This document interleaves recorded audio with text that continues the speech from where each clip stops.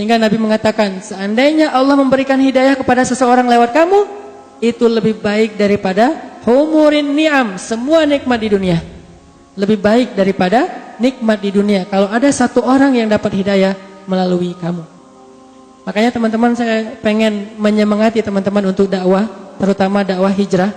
Kalau dakwah hijrah berarti segmennya bukan yang udah hijrah.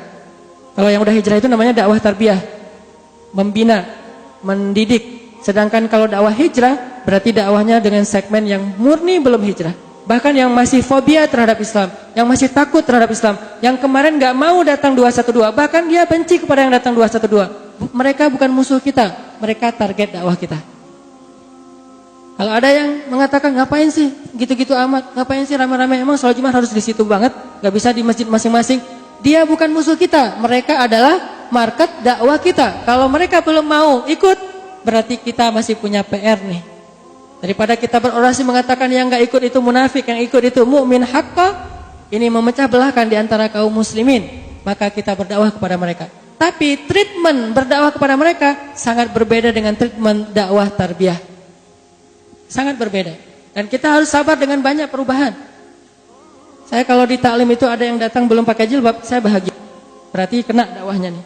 Kalau yang datangnya udah jilbab, udah cadar, insya Allah ini udah soleh dari dulu. Tanpa saya pun mudah-mudahan ada ustadz lain seperti Ustadz Rifki yang ilmunya lebih banyak, yang bisa mentarbiah mereka. Kalau saya mentarbiah mungkin pas-pasan ilmunya, sehingga saya mencari mana nih yang benar-benar belum hijrah. Sehingga kalau dia datang dengan pakaian kantornya, kan taklim kita habis maghrib, rata-rata pulang kantor jam 5, dengan pakaian kantornya masuk ke masjid, canggung-canggung itu kelihatan orang yang belum pernah ke masjid. Pas masuk ke masjid, nih gimana caranya nih, masuknya gimana, kaki kanan atau kaki kiri, gitu aja dia masih bingung. Pas sudah masuk, mukenanya habis, akhirnya dia duduk dengan pakaian kantornya. Kita tidak mengucilkan dia, kita tidak memarahi dia, kita tidak menganggap dia menistakan masjid, karena itulah kemampuan dia. Dan saya bahagia kalau ada yang seperti itu yang datang, daripada pulang kantor mereka ke klub, pulang kantor mereka swimming pool.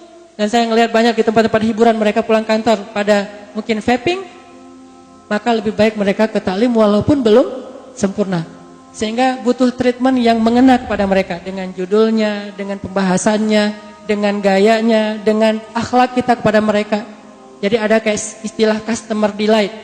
Jadi kalau ada yang datang ke masjid tanya, "Mas, wudunya di mana?" Jangan tunjuk, tapi bawa dia ke tempat wudu. Sama kayak kita datang ke misalnya supermarket, nanya, yang bagian minuman di mana? Dia nggak akan nunjuk kan? Dia pasti akan nganterin. Ini Pak. Maka harusnya masjid lebih baik daripada supermarket, daripada kafe, daripada hotel. Customer delight-nya harus jauh lebih sopan. Ketika ada yang nanya, tempat wudunya ikhwan di mana ya? Oh ya, mangga saya anterin. Diantarkan, bukan di sana, sebelah sana, dan segala macam. Kalau ada yang salah masuk dimarahin. Bahkan ada seorang anak muda yang datang ke masjid, sholat, dan celananya sobek-sobek, dimarahi sama jamaah tetap masjid. Kamu sholat tapi nggak menjaga adab, nggak ada akhlaknya, nggak pakai sarung segala macam. Kemudian dia mengatakan, "Pak, saya sudah capek hidup dimarah-marahin di jalan.